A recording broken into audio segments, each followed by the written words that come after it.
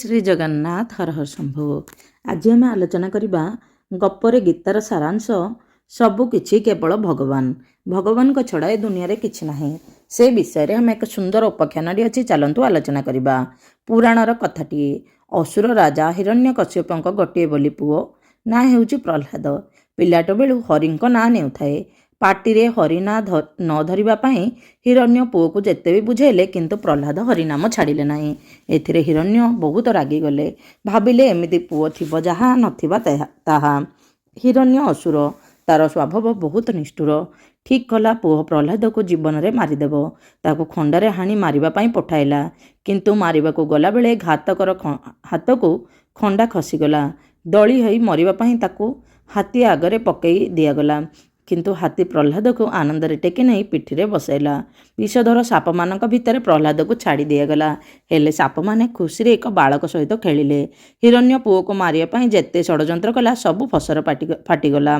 हरिंक नाम नहीं प्रह्लाद सबु विपदरु पारी होईगला। एथिरे हिरण्यर राग आहुरी बढ़ीगला। दिने से आखि लाल करी पुओ को पचारला, मूर्ख बालक तो हरि केउठी अछि मते देखई पारिबु?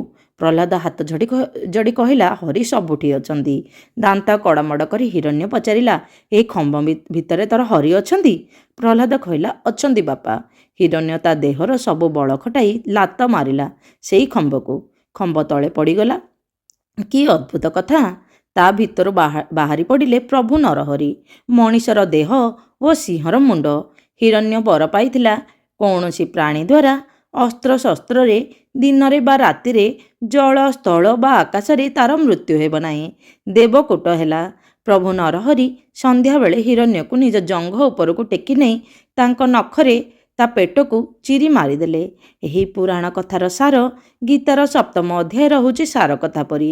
मनुष्य बुझिबा उचित जे भगवान सबुठी विद्यमान, सबु रूपरे से सबु बेले अछंती।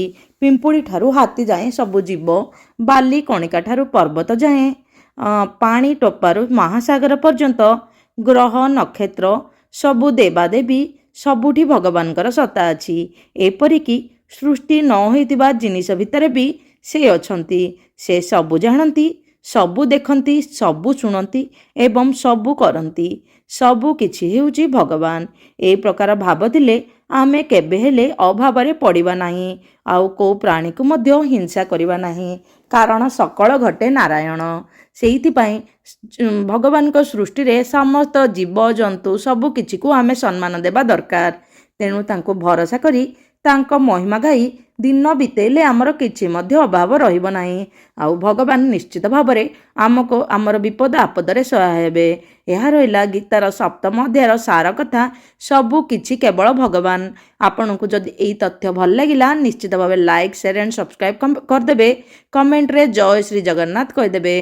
जय श्री जगन्नाथ हर हर शंभु।